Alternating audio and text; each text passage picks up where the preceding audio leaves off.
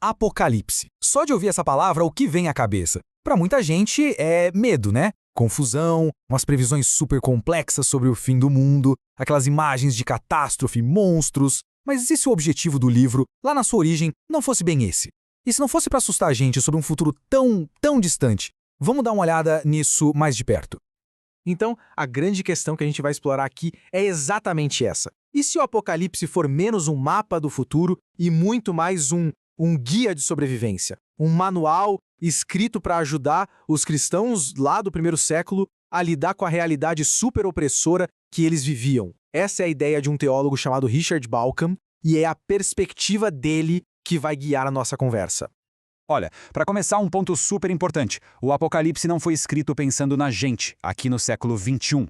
Na verdade, ele era uma espécie de carta circular. Isso mesmo, uma carta que foi enviada para 7 igrejas bem específicas, que ficavam lá na província romana da Ásia. E o assunto eram os problemas bem reais, bem concretos, que elas estavam enfrentando debaixo do poder do Império Romano. E esse número, o 7, ele não é por acaso não. É fundamental. No simbolismo da Bíblia, 7 significa perfeição, algo completo. Então, quando o autor, João, escreve para 7 igrejas, o que ele está dizendo é que a mensagem vale para elas, sim, mas elas representam todas as igrejas, de todos os lugares e de todos os tempos que estivessem passando por desafios parecidos. Ok. Para a gente conseguir decifrar essa mensagem, o Bauckham aponta uma coisa genial. O Apocalipse não é um livro de um tipo só. Ele é, na verdade, uma mistura de 3 gêneros literários diferentes. E entender isso, gente, é a chave para interpretar o livro do jeito certo. Então vamos ver como essa mistura funciona na prática. Primeiro, como Apocalipse, o livro revela uma perspectiva do céu, sabe? Mostra o que está acontecendo aqui na Terra do ponto de vista de Deus. Segundo, como profecia, ele não está só falando do futuro distante, ele está falando diretamente para a situação daquela galera naquele momento. E terceiro, como carta, ele é super pessoal, bem contextual, dando conselhos práticos para aquelas comunidades.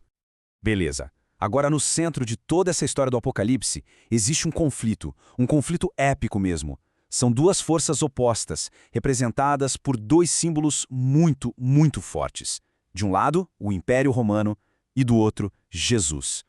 E um desses símbolos é a famosa besta. Mas calma, não é um monstro literal com garras e chifres. A análise do Bauckham mostra que a besta é um símbolo para o sistema político e religioso de Roma, um sistema que exigia que as pessoas adorassem o imperador como se ele fosse um deus e que perseguia brutalmente quem se recusasse a fazer isso, como era o caso dos cristãos.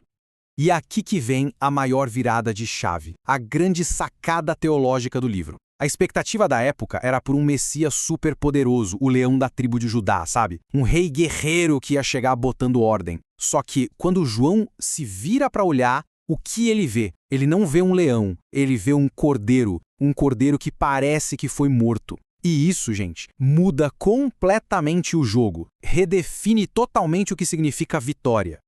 Certo. Então, se a vitória não vem pela força, pela espada, como é que o cordeiro e quem o segue conseguem vencer a besta? A estratégia para isso vem direto dessa nova ideia, dessa nova definição de poder. E aqui está o pulo do gato.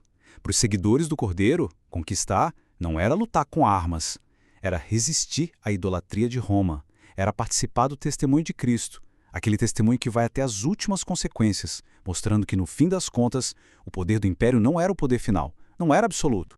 E essa passagem aqui ilustra isso de um jeito brilhante. O martírio, ser morto por causa da fé, não é visto como uma derrota. Pelo contrário, é a vitória final.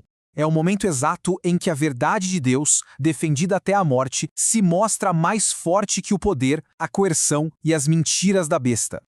A partir daí, o livro coloca uma escolha fundamental na mesa. Uma escolha que é simbolizada por 2 cidades completamente opostas. E cada cidade representa um sistema de valores, um tipo de lealdade e, claro, um destino diferente. De um lado, tem um convite para a gente conhecer a verdadeira natureza da Babilônia. E olha, não é só uma cidade. Babilônia é o nome código, o símbolo para o sistema do Império Romano. Um sistema corrupto, sedutor e que foi todo construído em cima da exploração econômica e da opressão. E aí, em contraste total, aparece a visão da Nova Jerusalém. Essa não é construída com base no poder humano. Ela representa a comunidade de Deus, uma comunidade pura, que gera vida, um lugar de justiça e de cura. Vamos dar uma olhada nessa comparação que fica bem claro. De onde vem o brilho da Babilônia? Da exploração imperial. E o da Nova Jerusalém? Da glória do próprio Deus. Uma se baseia no orgulho e poder humano, a outra na presença de Deus. Uma oferece o vinho da imoralidade, enquanto a outra oferece a água da vida. O chamado para o povo de Deus é muito direto. Saiam dela, saiam da Babilônia, para poderem entrar na Nova Jerusalém. No final, a escolha é essa, entre um sistema que leva à morte e um que leva à vida. Tá, tudo isso é muito interessante. Mas o que essa história de quase 2000 anos atrás tem a ver com a gente hoje? Bom, é aí que a análise do Balkan fica ainda mais relevante. Ele argumenta que a mensagem do Apocalipse é totalmente atemporal.